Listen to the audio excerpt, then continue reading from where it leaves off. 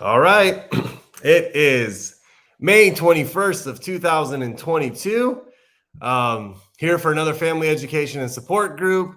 It is 10 a.m. Pacific Standard Time. So if you're watching this live, welcome. Happy to have you here. If you're going to watch this in recording later, welcome. Happy to have you here. What's up, Jim? And everyone else that's going to say hi. Quick introduction about myself. And by the way, this is officially a little bit over 2 years that we've been doing this on this platform. So I was going through some notes to kind of see what we've talked about and what we haven't talked about and all that kind of stuff. And I realized that we've been doing this specific family education support group for 2 years now. When COVID happened in 2020, we kind of went to this platform, and the first few months didn't really do anything. Everyone was just kind of in fear. And then I said, well, we got to get back on this family education stuff. So it's been about 2 years, and it made me think about some good things to do. What's up, Jose? What's up, Cheryl? What's up, Bito? What's up, Monir? What's up, everyone? And today's going to be a little bit different. So I'll tell you what it's going to be in a second, but let me go ahead and do my quick introduction. So my name is Param, and Martha, welcome. Really appreciate you being here. Mom, Faye, good morning. So this one's going to be a little interesting. So quick introduction about myself and why we do this and all that kind of stuff. So my name is Param. I have a master's degree in marriage and family therapy with an emphasis in child development. I'm a licensed addictions counselor, so kind of have a little bit of specialty when it comes to addictions and processes and behaviors. I also coach high school basketball, been doing that for 14 wonderful years. And I'm in personal recovery myself too. So June 13th, 2008 is the day that I changed my life around. We're coming up on an anniversary here pretty soon, but no fronts, Jim, right? No fronts. I'll keep saying it till I get closer. But all that being said, so what I want to do today is I've realized, what's up, Hamid John? Welcome. What I realized is last week and the week before, every time we start opening it up to the group members to share, you blow me away with what kind of knowledge you have and what you've learned through the process. Lynn, what's up? Always a pleasure to have you. You blow me away with what you've learned over the course of your recovery. There were some members here last week that were saying some things, and I just remember vividly going back 2 years ago, they didn't have any of that information. They didn't have any of that knowledge, that experience. And now they're proud members of the recovery community, and they're able to articulate and speak and say things about their own journey. And mind you this, none of them came in it for themselves. It was always for a loved one. It was always for their son, their daughter, their spouse, their someone in their life, their grandkid. And then they found something in here for themselves. So what I want today to be actually about, and if that's okay with you, I want you in the comment section to write. It doesn't have to be anything deep, and I promise I'm not going to process you. I'm just going to post up what you say and then talk about it. What I want to do is for you, if you can take a few seconds to write what you have learned or discovered in your recovery process, the recovery process of yourself or your loved ones, the one you kind of started this with.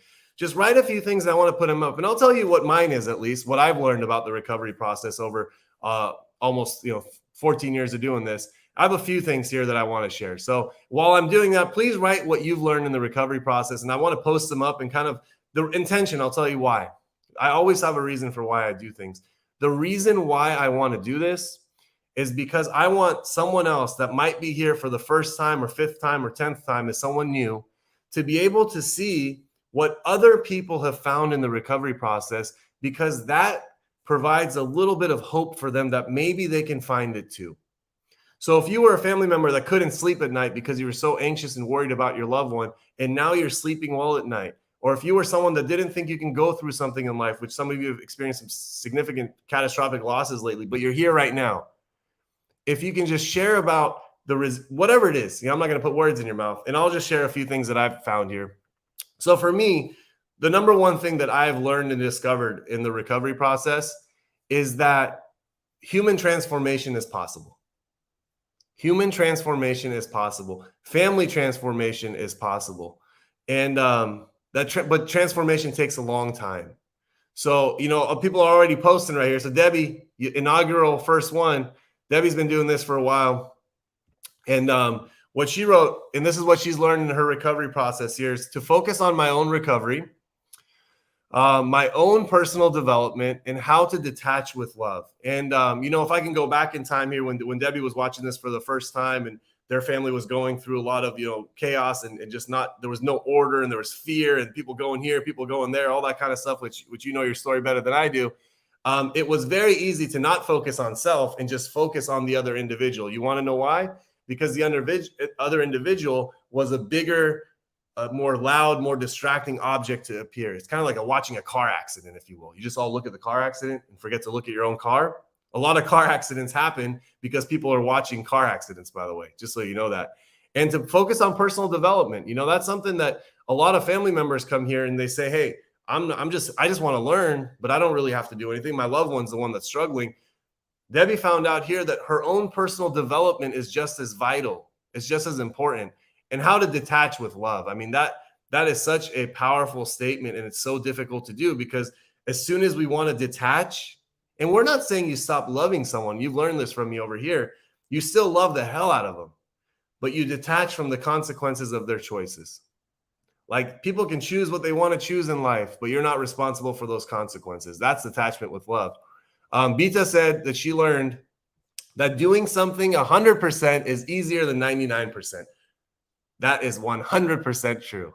And you want to know why?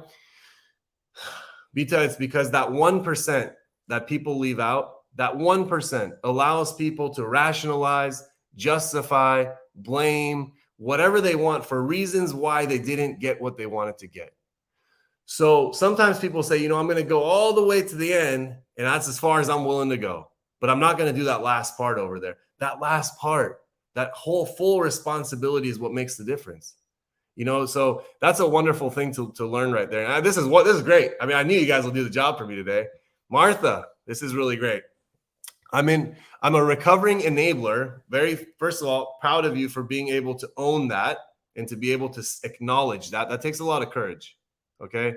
Still early in the process. Grateful for what I've learned about helping versus enabling my son. So simple, so powerful. So thank you for bringing up something that we talk about in this room, in these groups. And for anybody watching, because it seems that this made a profound impact on Martha, I want to share what the difference between helping and enabling is. Okay, so it's something that I've said numerous times before. I'll say it again because the same way Martha just heard it, that means there might be another Martha out there, another Mary, Joe, Bob that might be watching this and all of a sudden hears it and it frees them to realize that they're a recovering enabler. So to enable someone means that you do something for someone that they can do for themselves. They can do for themselves. Helping someone means you do something for someone that they can't do for themselves, right? That they cannot do for themselves. So when you really just put all of your behaviors and all of your actions into these two categories, you can realize, oh man, I'm really enabling him in this area. Because for an example, a perfect one is this. Some people say, I wanted to go sign up for my kids' college classes, right? That is the ultimate form of enabling. Your kid's got a computer. Your kid has access to the online classes. If your kid wants to sign up for their classes, they're going to do it. They're going to do it. If you do it, you're just enabling them. Helping someone, for example, your son or daughter needs some medication. They don't have the money or the funds for it because they aren't working right now and they're focusing on their recovery. There's a copay for their depression medication. If you say, I can afford that copay and I'm going to pay for this copay because they cannot do it themselves, that's helping a human being. There's nothing wrong with that. So I'm glad you got that. And keep coming back here, Martha. There's some wonderful human beings in this group that will not only provide you support, ongoing support through this process, but they're able to provide some real-time feedback. So Cataline said, I learned that I am more aware, mindful, less arrogant. Some is still there. And that I'm open to advice, teachings. Also that I'm a kind person. To use a cliche, I'm worth it.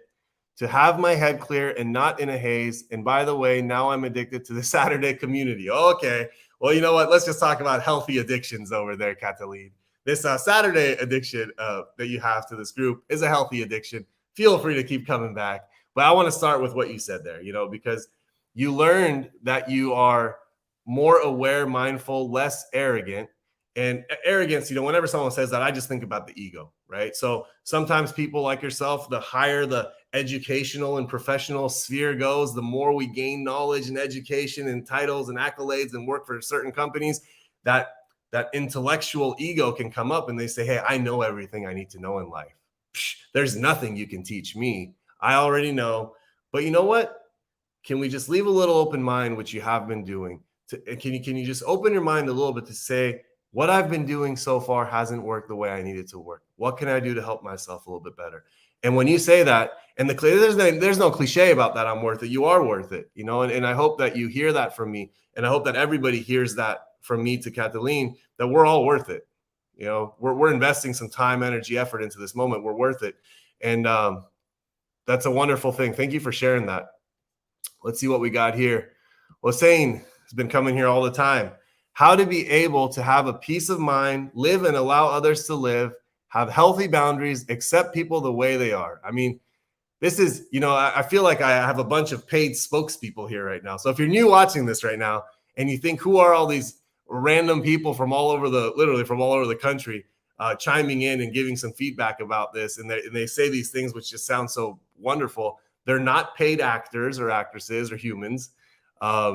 These are authentic, real, sincere comments that are unsolicited, if you will. I mean, I ask people to share, but you know, I know this family pretty well right now, and it's safe to say when someone says that I learned how to have peace of mind, to live and allow others to live, to have healthy boundaries, accept people the way they are. I'm going to tell you this. The flip side of this was this person did not have any peace of mind, had no serenity, was living in chaos, did not allow others to live and let live, like did not wanted to control and say, hey, you can't live this way. I don't approve of that. I don't approve of that. Now it's like, hey, if that's what you choose to do with your life, you do you. I'm going to continue doing mine. To have healthy boundaries, you know, people always think they have boundaries, but there's a difference between boundaries and healthy boundaries. And one of the main differences, I'll tell you this, is healthy boundaries not only helps the other individual, but protects us, okay? Unhealthy boundaries just protect us, but don't help the other individual. So you always want to do, hey, if I'm setting a boundary up, what's my intention? What's my purpose? It's to allow the other person to be able to succeed. You know, I've shared this openly a lot of times with you that, you know, when my family, I mean, where's Martha, my mom, which is on this chat. So my mom's name is Faye. She doesn't have a picture, but she's here, and she's here every time. When you talk about chief enabler, I mean, I got clean and sober around 24, 25 years old. And I don't think I did anything for myself until 24, 25 years old. I'm not kidding you. This is I understand it's a love of a mother and it's a love of a family, and people do that kind of stuff. But I mean, I'm talking about the most simple bills of life I never paid. It was all my mom and dad too, by the way. My dad's here too. They watch it together. They just supported everything. But here's the problem. All of a sudden, I'm this 24, 25-year-old man child that has no ability to kind of sustain life on his own in the beginning. And some could say, hey, that's wonderful. They did that for me. But sometimes that enabling also cripples people, right? And you're not doing it in real time thinking, oh, I'm going to take care of everything for my kid right now because it's going to cripple them. You don't think of that. You're just thinking, I'm doing this because I need to love them. They're going through some struggles. They got some depression. They got some addiction. I'm going to help them with no boundaries. And all of a sudden, there's a lot of pain that gets created, you know, and thankfully, just like yourself, you know, recovering enabler, my mom's a recovering enabler, and I've been able to grow up since then. So let's see, we got a lot more comments coming in. We got we got Monir and then Jim. So Monir said, my recovery is to understand people better. And I will tell you this, that's very simple said, but there's a lot of truth to that, because we think we understand people, but we really, really don't. Remember, people are really peculiar. So what I mean by that is this. People are so weird that they go out there in life, they buy things that they don't need with money they don't have to impress people they don't know. I mean, that's how weird the human species are. So to think that we understand or know somebody just because we have blood relations with them or this and that, we actually have no idea. So what happens here is, Moni, what you're doing, by the way, I want you to hear this out, is it's not to actually understand people better. It's to understand yourself better, okay? To know what your strengths are, what your limitations are, who you are. Because when you start to know yourself better, then you might, just might, start to understand other people better. And that's the power of it. So it's like a mirror that looks at self. Once we look at self, it allows us to see a little bit more clearly. Next one right here, Jim, Counselor Jim.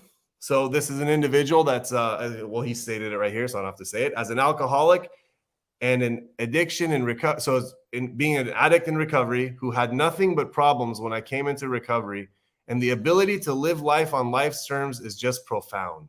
That's a good word. Being able to help others and watch others recover is a gift. Watching family members learn it's a family disease is also a gift. So a lot of beautiful stuff here. So this is a person self-disclosed in recovery. I've known him for a while, but let's just remove the professional side that I know him as a counselor. As a member of 12-step programs in the community, that's where this true commitment lies. It's just a deep, passionate, just a way of life for Jim. And for Jim, when he's talking about he had no ability to live life on life's terms, this is sorry, Jim, I'm going to break your history a little bit, anonymity, but I know you're open about it. This is a person that was living on the streets, my friends, homeless, not for a day, not for 2 days, not for 3 days, for years.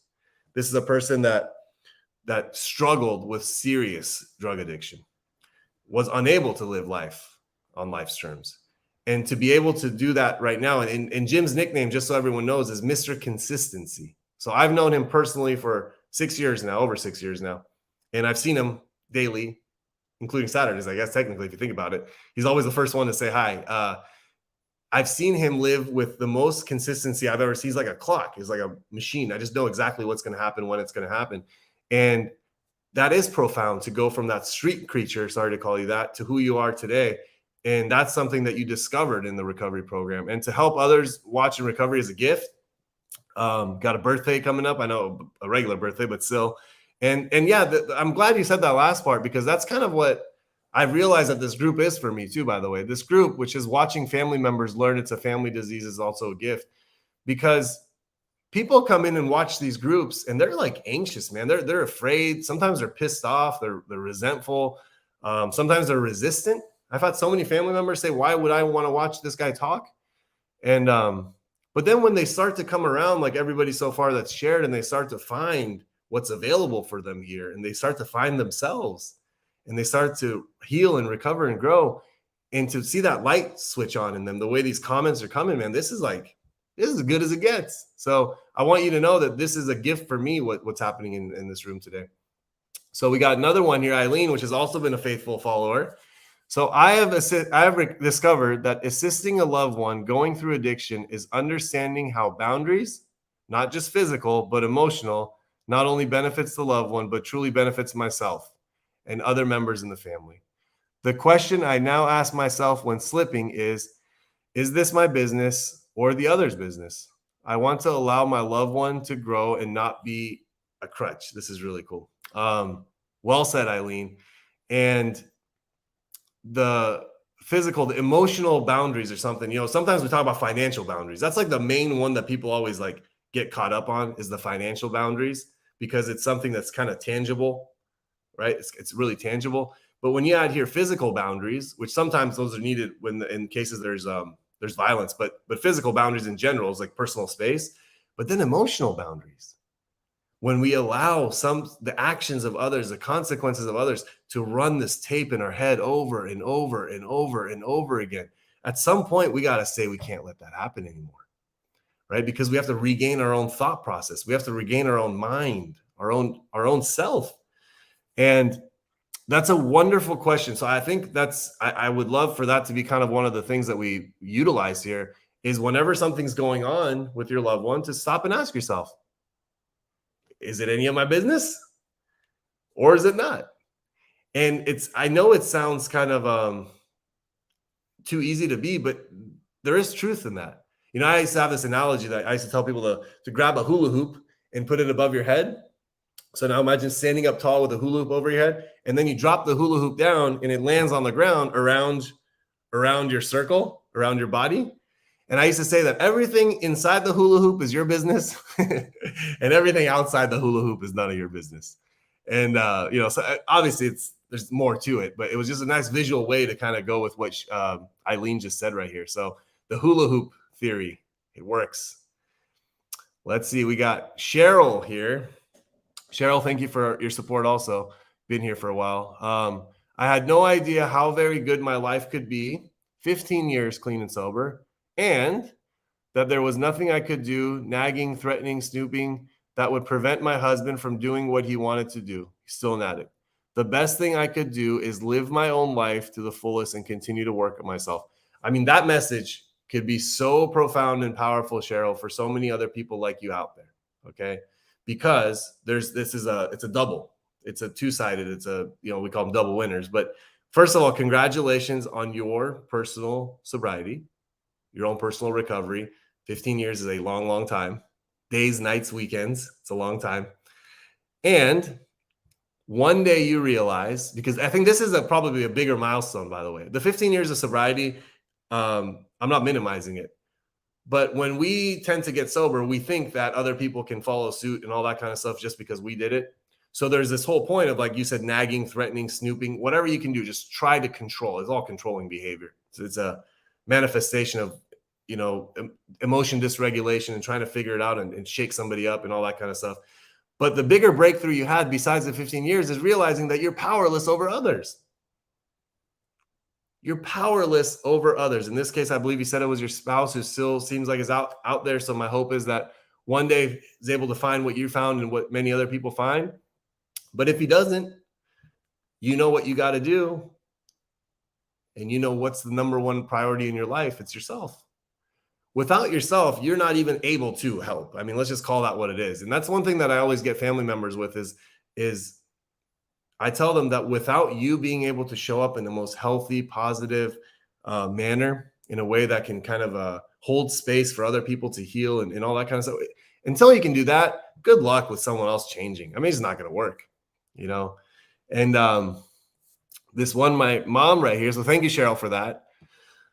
Mom, she stole one of my lines. That's one of my lines. So it says, I learned that self-care is not a luxury. It is a necessity. Also have patience that the recovery process is not an easy path. So I have this talk called Self-Care is Not a Luxury, It's a Necessity. And what I mean by that is this, is when you think about self-care, there's a lot of people who think about, spending money on self, going out to really nice massages or just kind of pampering and treating yourself. And as soon as that connotation happens, what are the excuses that happen? I don't have time. I don't have money. That's not for me. I wish I was like that. I work 40 hours a week. I got all these kids. I got all this stuff to do. Self-care, that's just not for me. That's for the rich people, right? When that's it's the biggest bullshit line you can ever say to anybody, because self-care has nothing to do with those things. Self-care means, am I doing something to invest in myself? Am I doing something to feed myself, to fuel myself? Am I doing something to fill my own cup?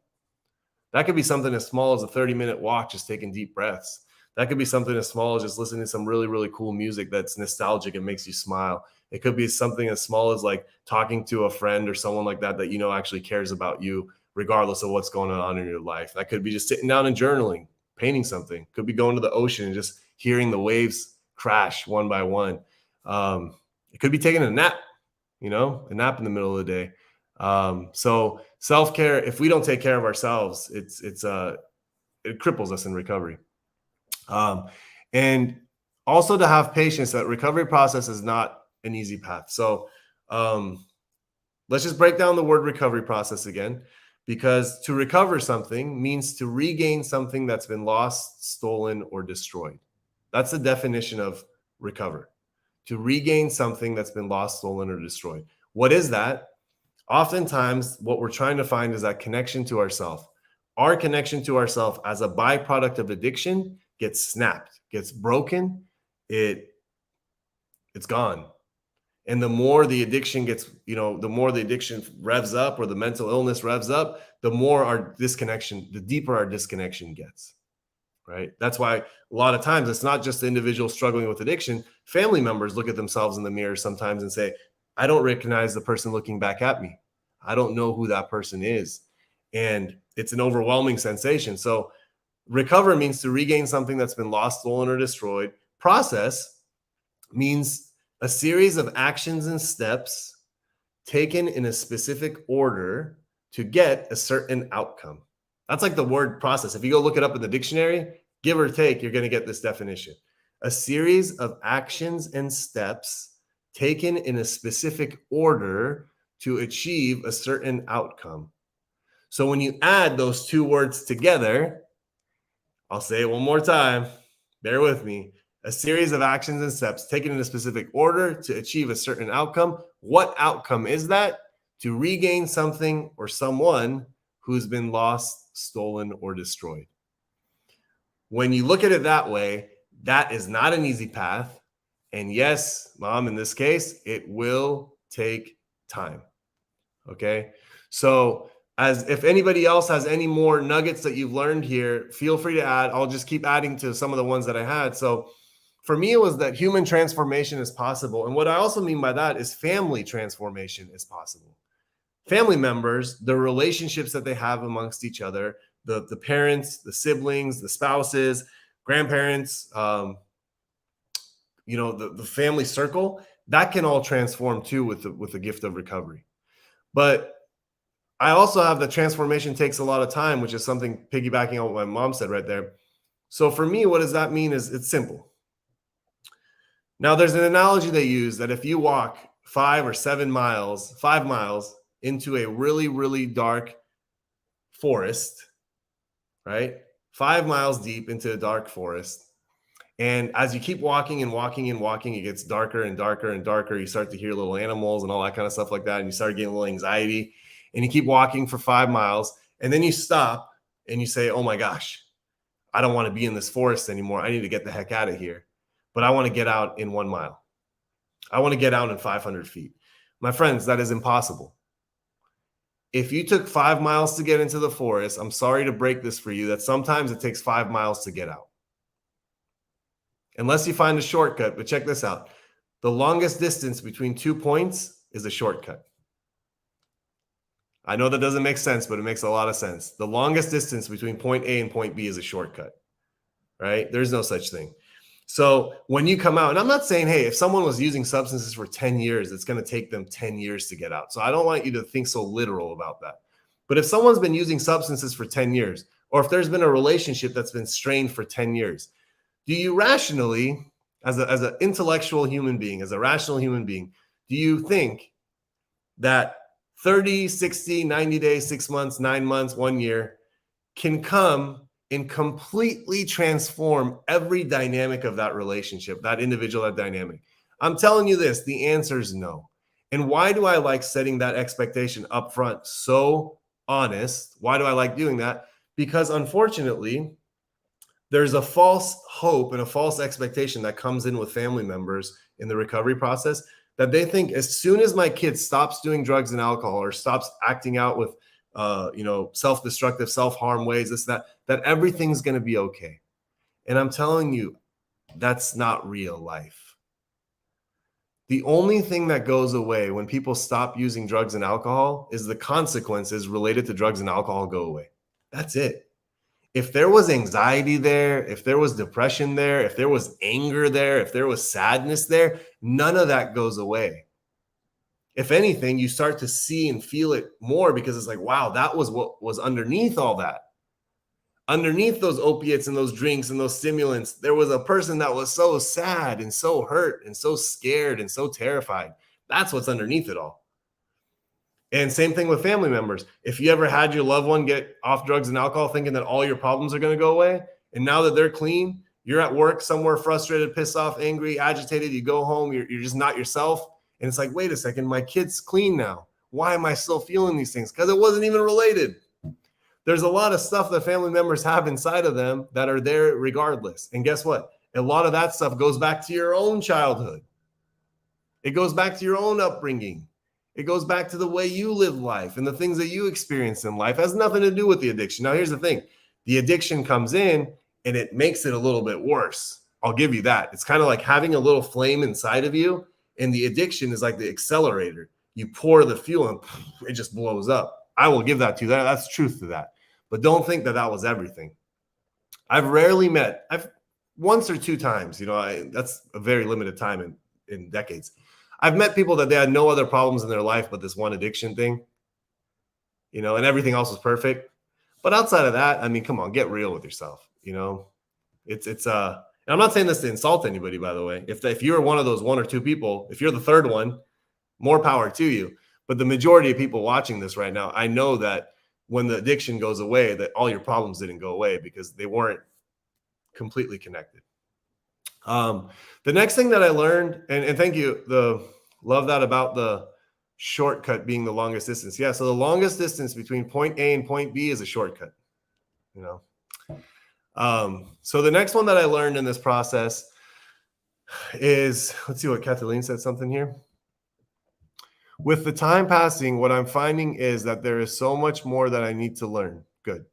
Sometimes I get overwhelmed, but now I know to just step back and not rush, just to reflect. I still have hard days, but the good ones come more often.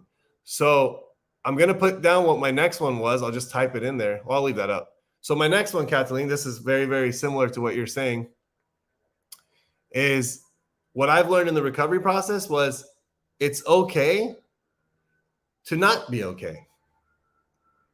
Right? So I'm going to say that again. It's very simple. It's exactly what you just said right now, because you said, I still have hard days, but the good ones come more often. It's okay to not be okay. We have this preconceived notion in life that it's not okay to be sad. It's not okay to be mad. It's not okay to be all that kind of stuff. Says who? See, it's not okay to be sad or mad and then just go ruin our life over that temporary emotion. That's not okay. It's not okay to be sad and then say, no, I'm just going to go drink 2 bottles of wine and then just F it all. That's just not smart. But it's okay to not be okay. Right? And if you have days that are hard and they're not okay, it's okay, because like you said, the good ones come more often. If you just aim for the pillow and sleep at night, the next day you're going to feel different. You're going to feel different for sure. So I hope that helped. Let's see what Martha said here. Martha, I would love the participation, by the way. My son is not a substance abuser. Rather, he's suffering from emotional and behavioral changes, but I expect a lifetime of recovery for him and for me, not a quick trip out the forest. So again, like I said, the first time that you wrote that you're a recovering enabler, I want you to know that this statement of yours takes a lot of insight and it takes a lot of courage. So the definition we use in these groups, Martha, is courage is defined as the taking action despite a fear, right? That's all courage is, to take action despite a fear. So when someone says, I expect a lifetime recovery for him and for me, I know there's some fear in that, but despite of that, you're committed to taking the trip out the forest, right? And, your loved one's in their own path in their own recovery, and you're in your own path in your own recovery. The beauty of this is one day, hopefully these two paths merge, but if they don't, at least you're starting to recapture yourself, figure yourself out, get back to everything that needs to be gotten back to. So wonderful, wonderful comment. And you know what? Not a substance abuser, rather he suffers from emotional and behavioral challenges. So a lot of people who do use substances, they also experience very similar emotional disturbances or kind of a dysregulation of emotions. Now they go and they use substances to cope with that.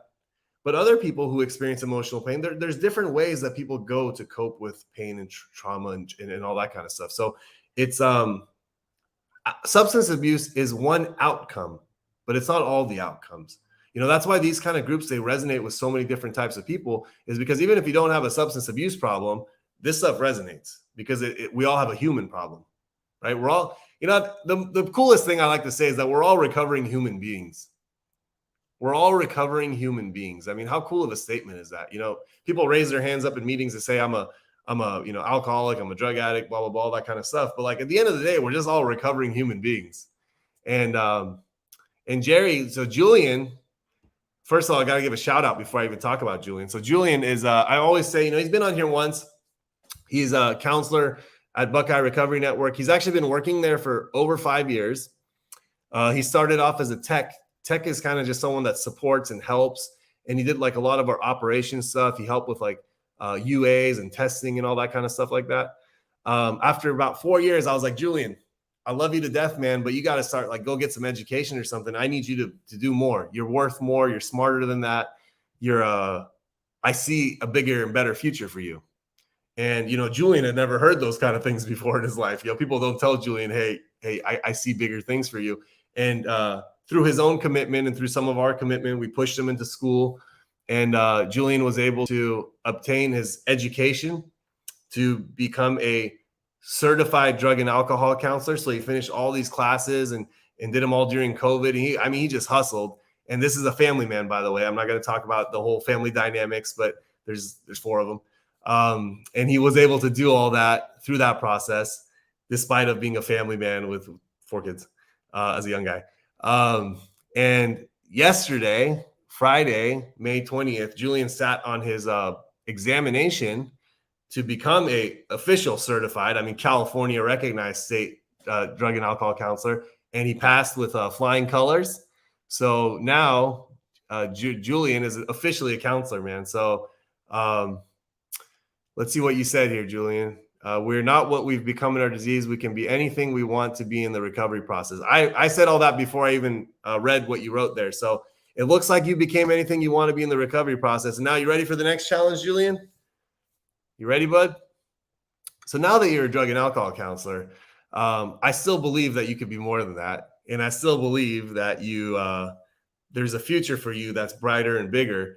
So possibly start exploring the path to get, what would it look like to be a marriage and family therapist, Julian? He's like, let's go. All right, man. Marriage and family therapist. That would be really cool, dude. That would be really, really cool. I do believe you're capable of doing it, just so you know that. Let's see what Martha says. She wanted to think. Yeah, it was really helpful way to think about substance abuse as an outcome of our core issues. Martha, there's a gentleman by the name of Dr. Gabor Mate. I'm going to put his I put his name right there in the comments. He has a few books that I would recommend looking at, or maybe even going through, just going on YouTube and watching him talk. He is the person that I strive to one day emulate his teachings. A lot of the stuff that I've done comes from I'm like a disciple of him, if you will. I've written papers about. I just love the guy. And he talks about a few things. So one of them is, just go look in his books. I'm not going to kind of lead you there, but just kind of go look and see if you like anything from there. And then if you have any questions, let me know. But he's worth reading. I promise you that, or worth watching, whichever you prefer. Yeah, Julian, you got a congrats there too. So it really is a big deal, man. I really want you to know that. And then the last 2 that I have here real quick is what I've learned, at least in the recovery process. Oh, we got one more. One thing I learned. See, I'm telling you guys don't even need me. One thing I learned through the process of my own recovery was a transformation of my mind about the whole concept of addiction and alcoholism. Well, this is getting deep. Before, I used to view them as a bunch of lowly people who willingly choose to use and drink and not worth of any of my respect. So he's getting very vulnerable here and showing kind of where his thought process was. I was dead wrong. I was an addict myself, and my drug of choice was my qualifier. My biggest challenge in life became my biggest treasure. Now this is like, poof, this could just be a slogan for this. So this is a person, again, so remember, remember we were talking to Catalina, I said high education, high profession, the whole realm of like that thing that you succeed in life. When you get to that point, all of a sudden it creates some types of judgments that we have in our world. And one of the judgments that Hossein had, which is a lot of people have in society, is the stigma we have against addiction and mental health of like, hey, they're willingly doing this. They're running their life through the ground. It's on them, blah, blah, blah. And I don't, if they don't want my help, then screw them, and that's pretty much even though he didn't say that, that's the message. And he said I was dead wrong, which again takes a lot of humility and takes a lot of ego deflation to say that I was wrong. And even took it one step further. This is something that's a little bit more advanced. This last part was for the family member to realize that their addiction was their loved one. The qualifier, that's what that means, by the way. The qualifier means the person that qualifies me to be in these rooms, having like a loved one or spouse or child or significant other, something like that. And their addiction was trying to fix their addiction. And the biggest challenge, this always is the truth, by the way, our darkest nights become our brightest assets. And that's kind of what he's saying right there. So that's a nice one. Julian said, I appreciate all of you. We appreciate you. Let's see. Cheryl said, life continues on even though I'm in recovery. Another thing I've learned is the difference between how you help others and how you experience things. Now I can be consciously there for others for my own experiences. We've had several deaths in the family and some hardships. I would not have really been there before. 100%. So here's the thing. For those in recovery, we get clean and sober so we can start showing up in life. Because prior to that, it's safe to say we were comfortably numb. And here's the thing. While we were comfortably numb, life was happening. We just didn't participate in it. And that's why the counselor who taught me a lot of stuff, he said that he would say, like, I'm a coldless MF, that kind of stuff like that. He's like, because he's like, you went through life under the influence when I was using substances. He's like, but for example, your mom and your dad, which weren't using drugs and don't use drugs or alcohol, he said they were actually feeling all the feelings. Like, you're both going through the same experience. You actually copped out and you took the easy way by being numb. They actually had to feel everything. And I remember him telling me that. So I'm glad you've been able to be there for these people who passed away, because guess what? People are going to pass away. Like, straight up. I mean, why would I sit here and lie and say when you get sober, nobody passed away? People are going to pass away. It's just a matter of we get to show up. Denise just gave a second for that book. Denise is someone that's been in these groups for a long time. Know her son really well. In the realm of hungry ghosts, Close Encounters with Addiction. That's his addiction book.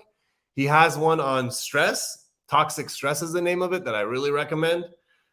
He has one on parenting, which even though if you don't have children that are young, it still applies to adult children. He has one about what is normal, what isn't normal. He is just so you know, he's a medical doctor. His only addiction in life was ever to like really high-end classical vinyls. It's really weird.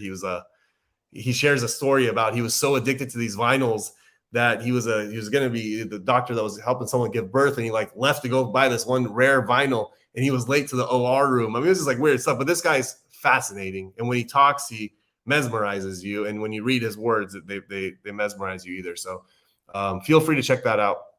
And the last one that I have here is that we have the power to change the narrative of our life and write a new story. Okay. Most people that come in, I say, hey, tell me about you. They share a story. And what is that story? It's always rooted in the past. And what they oftentimes do is they get parts of that story and they project it into the future and just predict the future. But what I learned in the recovery process is no matter who you are or what you've experienced, we have the power to change the narrative. And to write a completely new story. And if you don't believe that's possible, I encourage you to talk to some of the individuals maybe in this group or people out there in the different 12-step rooms and see if they were able to change the narrative of their life. From being the person that was the depressed, the anxious, the addicted, the victim, the abused, the traumatized. Were they able to go from that to being the person that's happy, joyous, free, healthy, connected, healed, making a difference in the world? If they were able to do it, that just means that it's doable. These aren't like high-end professional athletes that you can't replicate what they do because of their skill set. These are regular old people like you and me, So what a powerful group this was today. I was able to sit back and utilize your experience, strength, and hope. And it was just really, really nice to be a part of. So feel free to continue the conversation in the side chat if you will. I will be back same time, same place next week.